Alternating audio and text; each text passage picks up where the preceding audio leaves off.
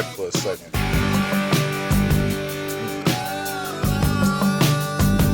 like I said, just back in watching that was the like 8 Mile kind of yeah, right? It was like a story, but it was yeah, a little bit dramatized. Yeah, it was Wu-Tang Clan and American Saga. I watched that.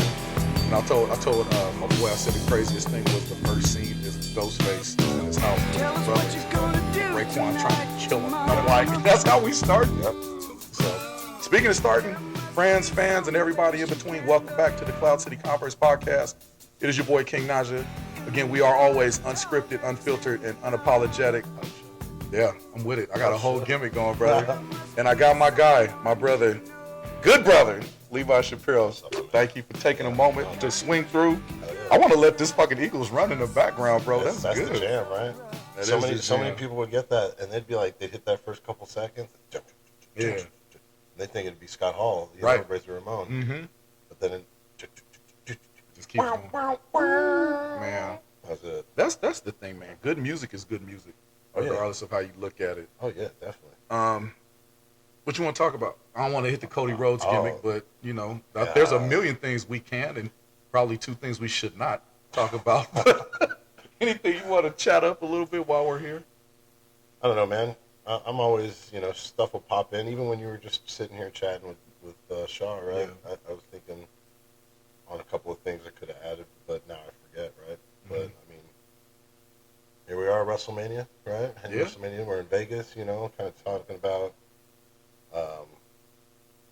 the opportunities, but then also at the same time, that's what it is. I caught myself back. Yeah. There's hundreds of shows in 3 days, and WrestleMania week has kind of become this whole thing. Not next year. Well, you never know. Well, right? How are we gonna do it next year, though? Well, I guess if the show itself, I mean to cut you, but I literally thought about this. I was thinking about it the other day. They're going to Saudi next year. That doesn't mean the world stops. I don't think that's gonna happen. Oh, word? Okay. Absolutely not. Dude. Interesting. Why would? I mean, it's a war zone. Facts and it's a literal war zone. Yeah, yeah. I mean, it was supposed to be New Orleans this year, and that changed on a dime. Yeah, but that it's Vegas. TKO, money. Yeah. They have the base here. You know what I mean? Yeah. But the MMA base, yeah. To my point, right? It's bigger this year than it was last year, even though it's in the same spot. Yeah. Right. 65 days right after. The last time that Amazing has been in the same spot for 2 years, I think, was 4 and 5. Probably. At the Trump Tower, yeah. Trump Plaza. Yep. Yep. And it's just taken on its whole world now, right? When WrestleMania weekends were kind of becoming a thing, it was like you'd have Ring of Honor, right? And you'd have maybe some side stuff, right? He's shaking his ass over there. And then it just became this whole thing. There's more now. There's the Collective, GCW started going. Evolve was a big thing for a while, WWN, and they would have the blocks of shows. Yeah. But now there's multiple blocks of shows, right. like half a dozen blocks of shows, and there's 12 shows in each of those blocks. Yeah. In addition to 2 days of WrestleMania, in addition to all the WWE programming, in addition to WWE World, right? So there's so much stuff going on, But then at that same point,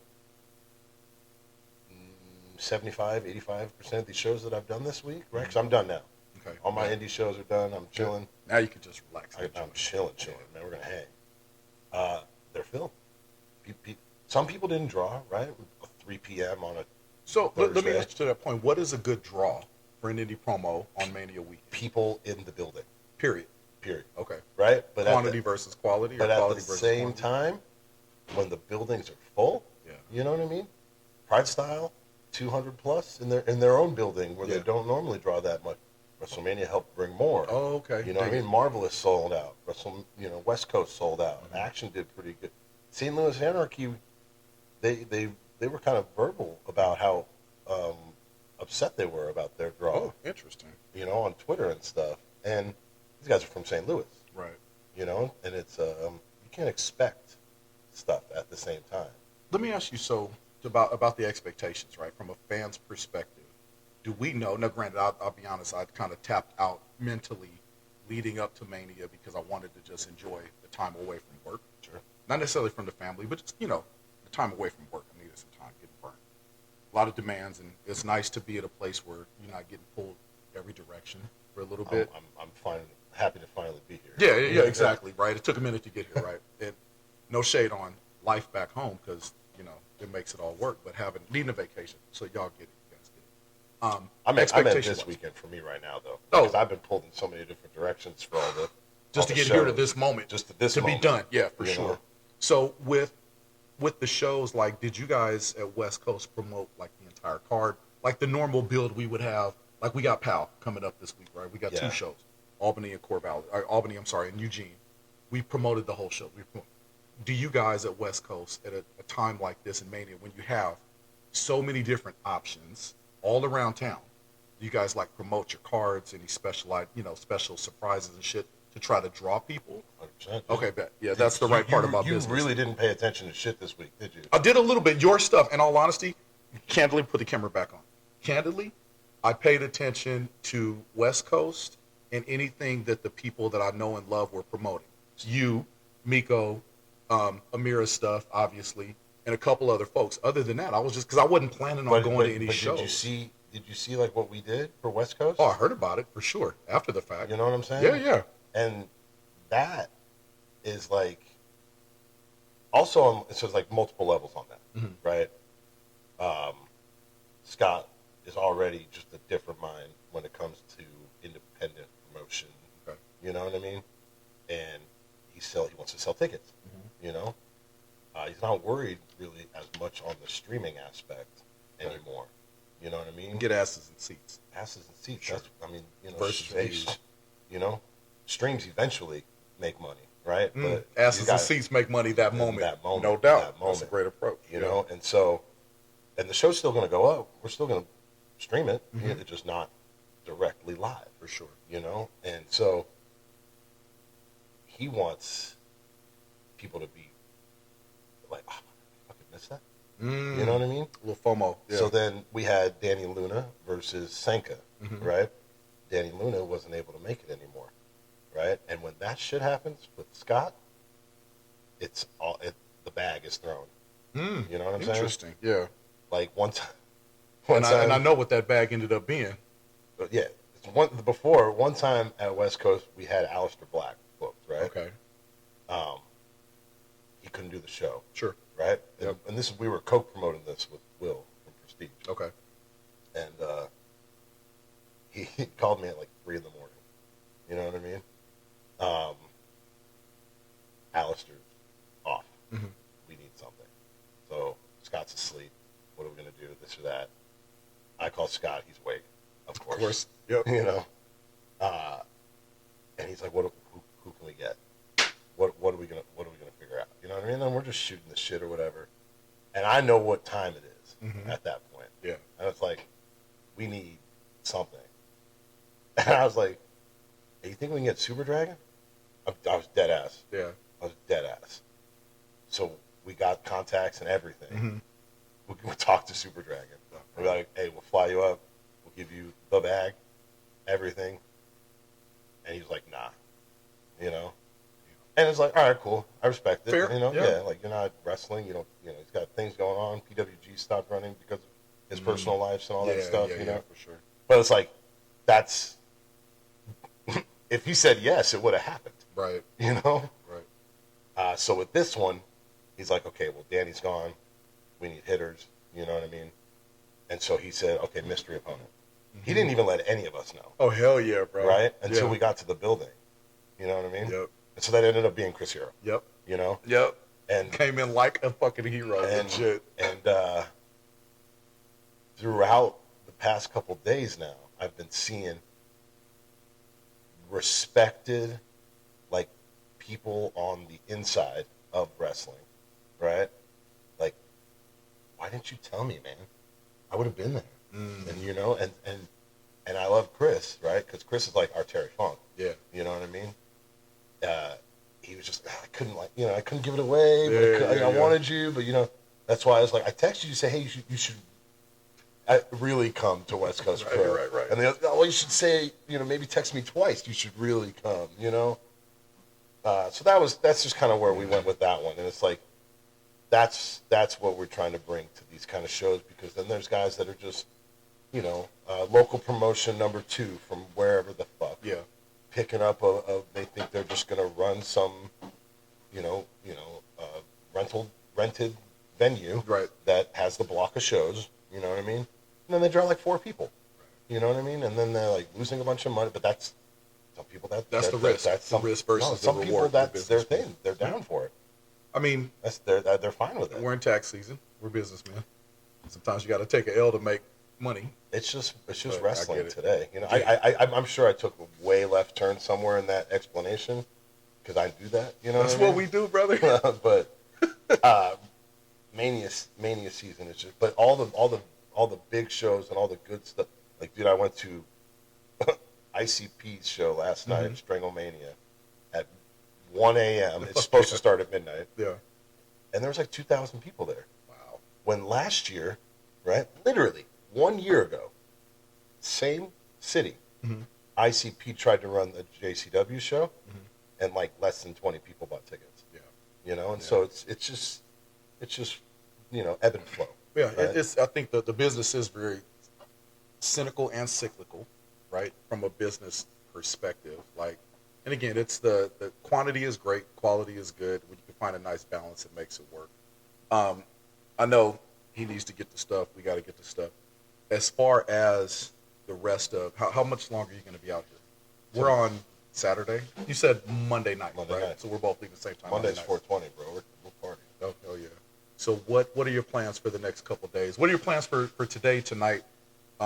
So you said West Coast is done as far as West Coast running shows. Any other West Coast talent that people need to be alert to? Because I'm going to put this one out probably first or second. I might just dump all of them out there. Sure. And like let people know kind of what's what, because everybody's looking for Mania content. Everybody's looking for. I mean, I don't know exactly what else show. I mean, obviously, right? Pride Styles tonight, right? Okay. We got the buddies on Pride Style. Yep. They're like they have the real cool tagline that I really enjoy. It's like inclusive pro wrestling or something that, right? Yeah.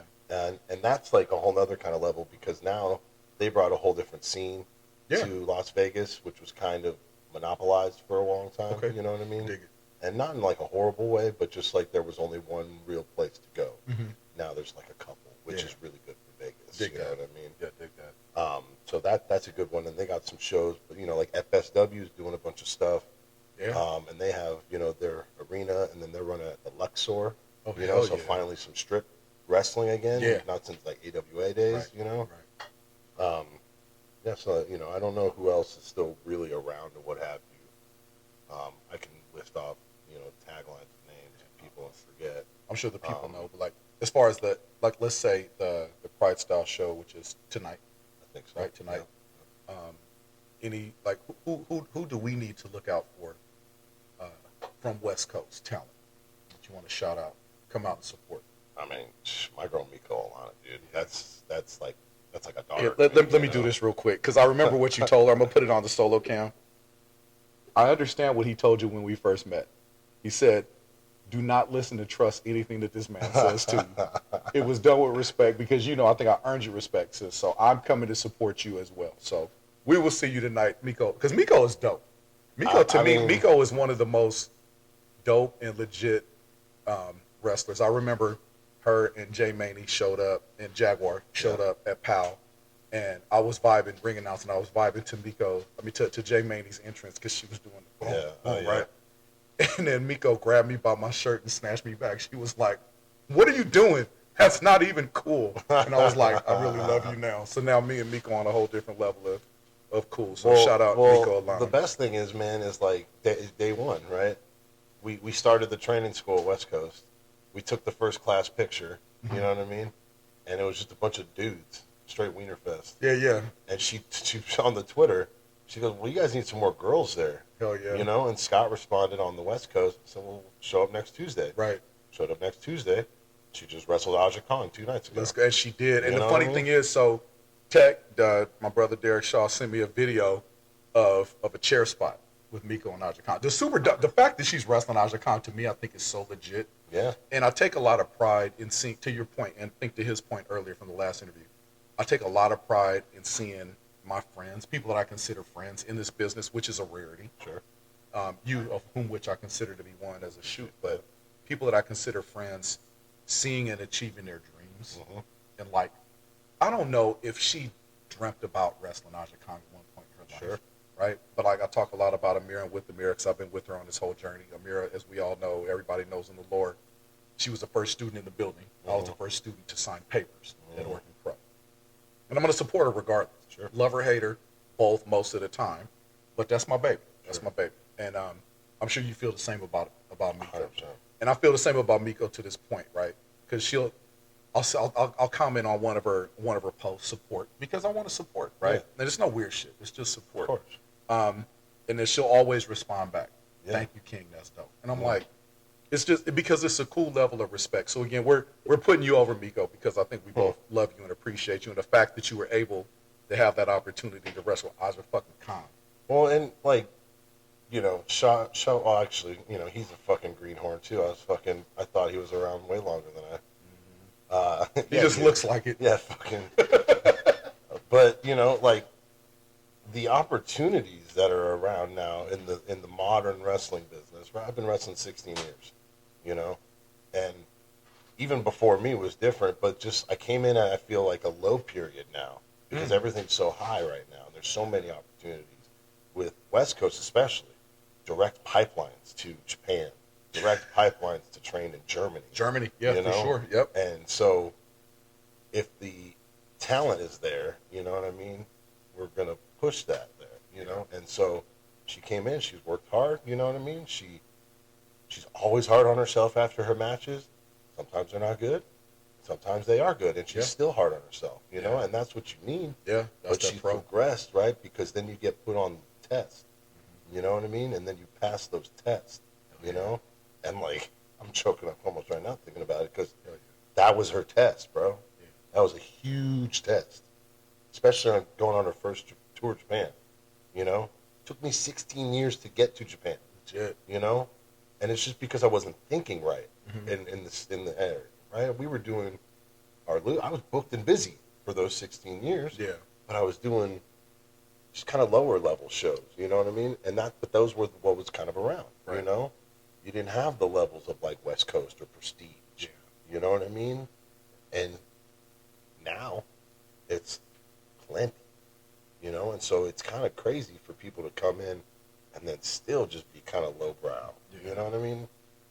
In my opinion, right? And I think what it might show is the difference in the lack of drive, the lack of understanding the business as a whole, right? It's not just the matches and setting up the matches, and it's the training, it's the everything that you do on all the different angles. Yeah. As far as investing in the dream. Yeah. Right. Well, and I don't know if you were mentioning earlier. I think I heard it, but there's a lot of things that are being lost in the wrestling business. You know what I mean? Kind of getting generations that'll go, and then let's say Ricky didn't learn something. Sure. That some kind of older guys would know. And then, so he's not going to teach you guys that. Right. And then you're not going to know that, so you're not going to. And then things are just going to get lost in the shuffle of, like, what is wrestling now? I mean, we could go way longer on this one, so please don't. But wrestling was created in sense, you know what I mean? Think about, like, 20s, 30s, right? Landos and Stetcher and fucking home guy, I can't remember right now, right? Luthez and all that shit. Strangler Lewis, that's it. Right. They were going 4 to 5 hours, right? Shooting. Shooting. And they're like, okay, well, we need to bring this in a little bit. So now they started gimmicking it, right? They started making it a work so that they can make money off of it, right? And there's ways to sell all that, right? And then you kind of get into like the 60s and 70s, and then like with TV, right? And then in the 70s and stuff, you really have, like, almost in my opinion, the peak. Yeah. Right? Tape trading days and shit like that. well, not 70s. This is before. Yeah, this we're is talking like I'm talking like territorial. Yeah. Like every Monday night in the Mid-South Coliseum. Blackjack Mulligan type shit. Fucking packed. You know what I mean? And they're doing loops. These guys are working 6-7 days a week, twice on Sunday. You know, right. That's the real thing. So then there's ways to set up the way to sell the shows. But the business is way different. And then it changes in like the 80s with Vince. You know what I mean? That changes everything. And then you get into the 90s with low points. ECW comes around. Then you get into the 2000s. You have on the independents. You know, this and that. And then you get kind of where I'm around, where there was like DVDs were still popular, but it was still kind of dying down. You know what I mean? And then streaming on the rise. Now streaming is it. Now everybody wants to stream. Right? People come just to Vegas no matter what, just to stream. You know what I mean? And that's the thing for it. So it's like you got to evolve with it, but then with those evolutions, you're losing the secrets almost on the things. You know what I mean? Because now you're not selling the shows the same. You're not promoting. You're not booking, right? With the aspects of what really made wrestling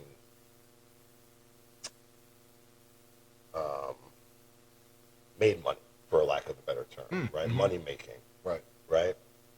Now, people don't know wrestling without Vince McMahon, right? You know, Yeah. That's true. And I think that someone's point of reference, right, per se, is Vince McMahon.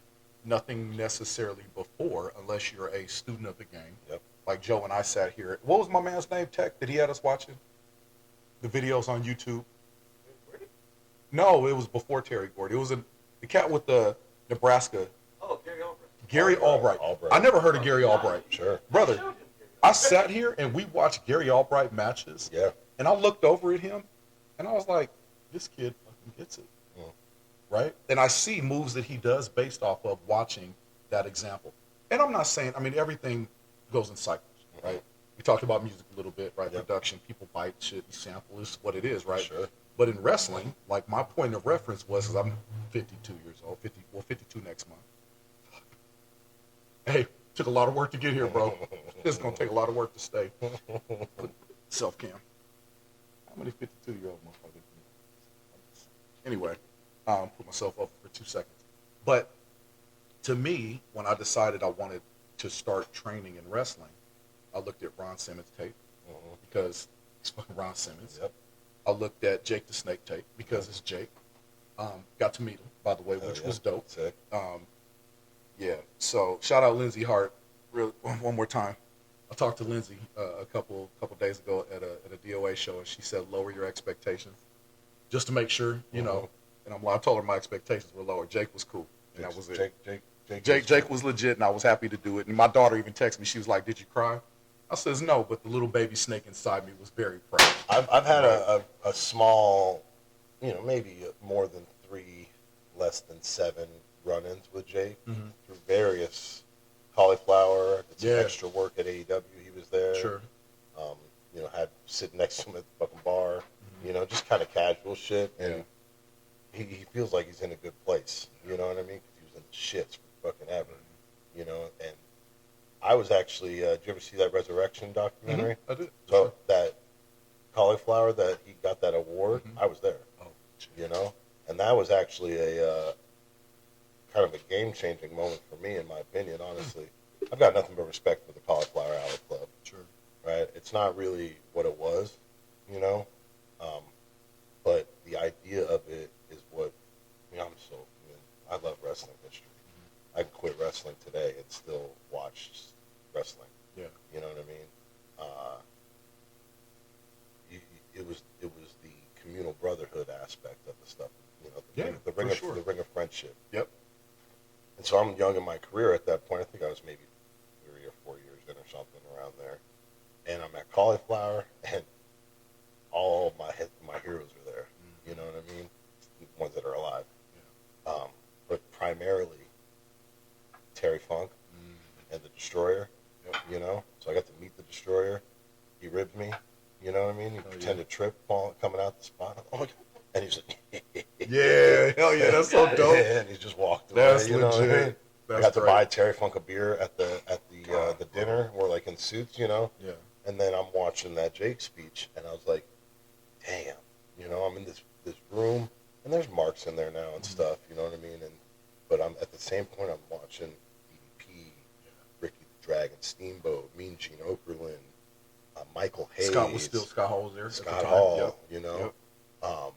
and Jake, you know, and I'm like, wow, I'm kind of in this as a brother, you know, as part of the fraternity, Right. you know, and that's like I gained a lot of respect for the business, you know what I mean, in that kind of aspect, in that moment, you know, because cauliflower is not what it was. It's very overrun. It's kind of just a fan convention in some aspects now, because that's what wrestlers are now. You know what I mean? Yeah, I mean, cats got to get paid. One of the things that I regret, and there's not a lot of regrets that I have in business, right? I had the opportunity. I'm blessed. He's wrestling with regret. I am. I'm wrestling with a lot of fucking regret. But no, like I had the opportunity to work with you at one show, and we work with each other, but to work with you in that one show. Dude, when you gave me the crowbar. We legit go, all right, lock up. The first thing he said was, oh, fuck, he's up, brother. That was so good. And I got to work with Tech, and I got, as far as, regrets, I wish, because I was trying to intentionally not be a supermark for Jake on Thursday, because, again, Ricky Gibson teaches us and trains us the right way to interact, because we're now colleagues, right? I mean, I've had the opportunity to drive Leo Rush, which was super dope because I was walking past. I saw him. He was with fans, and I was kind of kept moving. He yells out, my work name. Nice. And Leo Rush is like, Naja. Oh, yo. And I'm like, I look around. Hey, that means something. It does, right? And what I told Coach, I texted him right after. I said, to me, in just that moment, he was like, this is Action Andretti. And I'm like, he's like, this is my boy Naja. And I'm like, that's it. Legit. So I shook his hand. I said, it's great to see you. I'm glad you're still working, because me and Leo know the conversations that we've had, right? But I had the opportunity to drive Swerve around. Brody King, Alistair Black. Yes, sir. The conversations that I've had with Jacob Fatu. Yeah. Just on a one-off that I'm going to keep to the chest. Yeah. Right? That's my boy. That shit really means something to me. And to be able to do that. So I was like, I don't want to be that fan, because we're walking through the convention seeing that fan. And not to cut you off. No, right? please. Not to cut you off. But that's such an important thing of WrestleMania week. Right? To kind of bring it back to that. It's the world coming into one area for a block of days, right? So there's people that I've known on Twitter for decades, you know, people that I've come across once or twice, you know what I mean? People exact same names that you've interacted with, right? And there's sometimes where it's like you're walking and you know a guy, or they know you, but you don't know if they really remember you. You know? Yep. And so it's just kind of like you give a nod or something, but then there's sometimes where it's, you're just gonna walk by, I'm not, hey, what up? But it's like he's on that higher level. Yeah. And so for him to be like, hey, that's the homie. Right. That's he's a cool dude. He gave me some good stuff down in Portland, you know what I mean? He drove me around, treated me right. Right. And now he is giving you that show at this action, you know. Yeah. And then now there'd be Chad, you gotta be seen. Yeah. And to me, I think that was one of the coolest things. To be there, my whole goal for Mania weekend, again, like I said, was vacation, come check out one of your shows, support Miko, support Mira, and get to the WrestleCon, because I wanted to meet Jake. Sure. Bucket list, right? I had worked a while when I first started. Ricky put me with Jake's daughter, his manager, right? And I was trying to work a gimmick where I wanted to utilize, I wanted to get a vocal sample of Jake saying, trust me, for my interest music. Subsequently just pulled it from Jim Johnson, and I utilized it. Just in the song. Yeah, I snatched it, but I wanted to do it the right way, because I thought it would be dope, and I thought, how dope would it be, again, in my very green mind state of, it would be so cool to have Jake do my promo video, cameo. Yeah. So I started working the gimmick, and his daughter was like, time out. I want to make sure I understand this right. You're basically asking Jake the Snake Roberts to cut a promo where he basically passes the torch to you. She said, no offense, he wouldn't do that for his own kids. Oh, damn. And I was like, yeah, good to know, fair enough. So that was cool. But again, Jake was still on my list. So how long were you in when you tried to do that? Oh, brother, I don't think I debuted yet, bro. So you're still super green. Super green, yeah, but just that is the greenest thing I've heard from you. Ambitious as a motherfucker, as a businessman. Yeah. Because I've been building this persona, this character, sure, since day one, right? Sure. The character is there, and it makes sense. But The audacity almost. Listen, the caucasity, right? The balls on this fucking guy to try. And I tried, and Ricky was like, Ricky to his credit was like, hey, all they can say is no. Yeah. Go ahead and give it a Straight shot. up, And you look, know? to all, and again, solo camp, to all the indie wrestlers that are coming up, just try some shit. You Yeah. never know what's going to work. Oh, hell What was it? What Davey Richards tell us tech in the car? And you can never go faster than perfect, and don't be afraid to fail. Right? That was legit. Don't be afraid to That's fail. a good one. Right? That's a good one. And I failed in that regard, but Yeah. it's okay. It worked. And then, again, to the regret piece, I didn't have the opportunity, because very briefly, I mean, Jake took off his oxygen to talk to the guy before me, didn't put it on to talk to me, so I'm like being kind of alert to that. So I told him, I said, hey man, I really appreciate your work. Always been a lifelong fan. Thank you. And he says, cool. And he signed the autograph, and I kneeled down next to him. I said, please don't get up, because I don't know if he could or not. I didn't want him to try. Put my arm around him. He says, make a fist. We made a fist. I took the picture, shook his hand, told him thank you, and I pouted. Right? The regret that I have, to going back to that in the long roundabout way, is when I got the opportunity at StarCast 2, 5-6 years ago in Vegas, for the launch of AEW Double or Nothing. I brought my daughter Cameron out, shout out Cam, and we went and we hit all these pre-booked interactions. Sure. Got to meet Mark Henry, got to meet Ron Simmons. I'm like, my bucket list is dope. Me and Booker T. Booker T's the reason why I started training, by the way. Booker's cool. Really good story. Booker's cool. But I met Scott Hall in a line. It was Scott Hall, it was Nash, it was X-Pac, and it was Bischoff.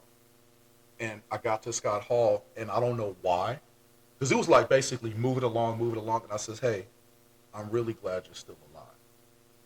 And he stopped signing, and he looked up, and he was like, damn, bro, thank you. Hell yeah. And I said, your story matters. I said, don't think it doesn't. And then I kind of moved on.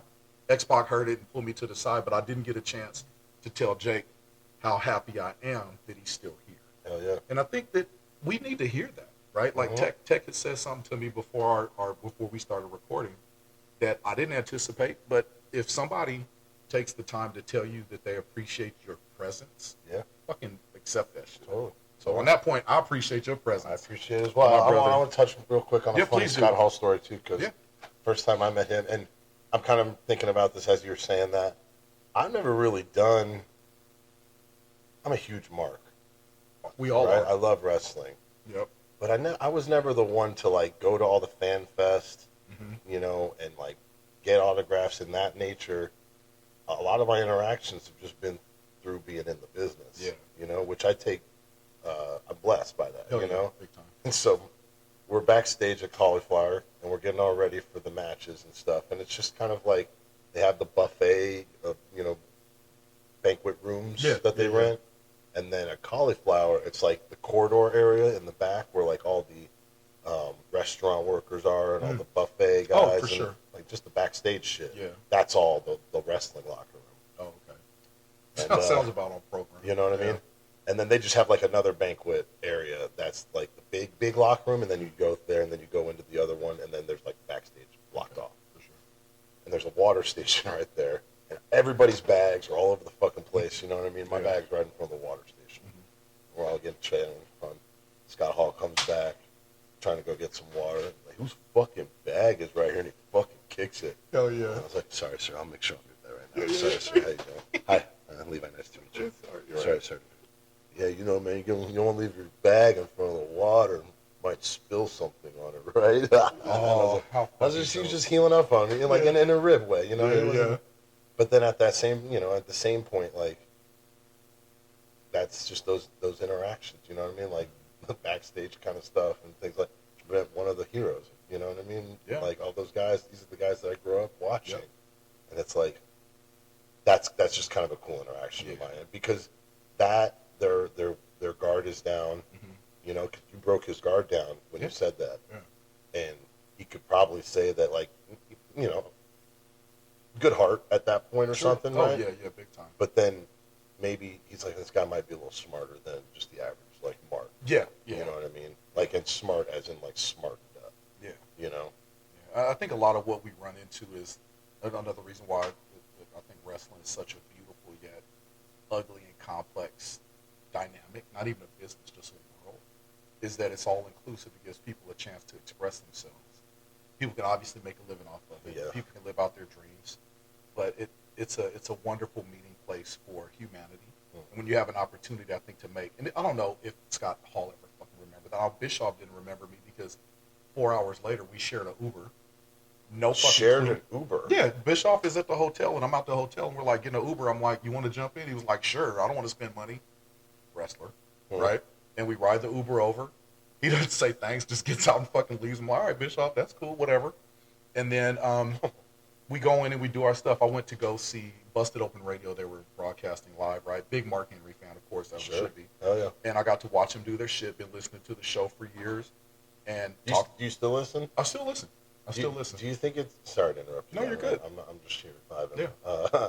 Do you think it's changed in like the last 2 years? It has, because I think a lot of what they were trying to get to, oddly enough, going back to the Wu-Tang and American Saga on Hulu, is as you watch that process, like everything else, and it's really interesting that you said that when you talk about West Coast, where you started, where you are, where you want to be, now Oregon Pro, where we started, where we are, where we're trying to be, as a promotion, the idea of the vision of where we want to be doesn't always line up with where we are because of different dynamics. So I think to the point of Busted Open Radio, I think when they started, it was a conversation between two fans, just like this, right? Yeah. Smartened up, kind of knowing the biz.